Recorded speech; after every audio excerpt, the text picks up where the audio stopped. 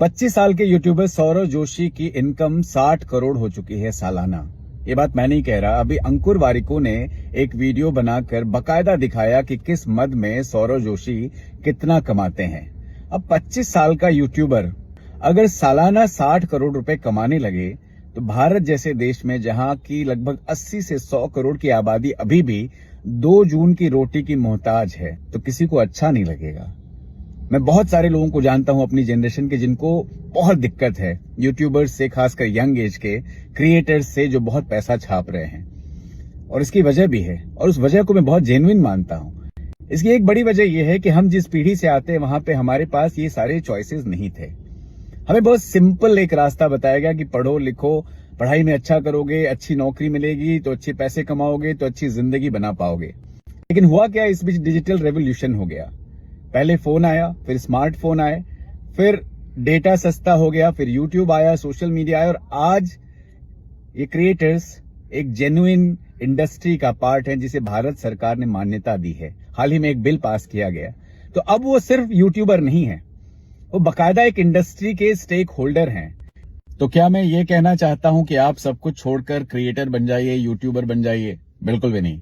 मैं सिर्फ ये कहना चाहता हूं कि जिस दौर में चीजें बदल रही हों, उनके साथ हमें बदलने का हुनर सीखना चाहिए।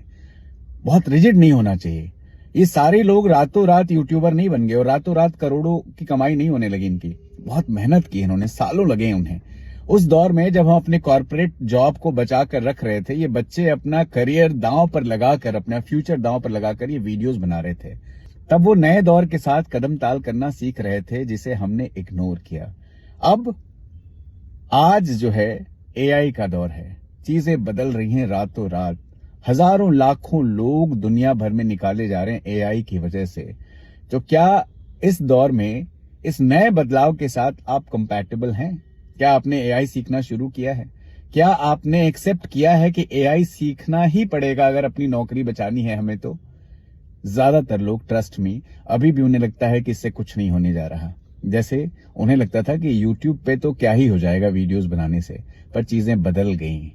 मैं नहीं कहता कि सारे लोग करोड़पति हो सकते हैं YouTube पर वीडियोस बना के, लेकिन एक बहुत बड़ी संख्या है जिसे शायद नौकरी भी नहीं मिलती कहीं, आज वो अपना जीवन बेहतर ढंग से चला पा रही है।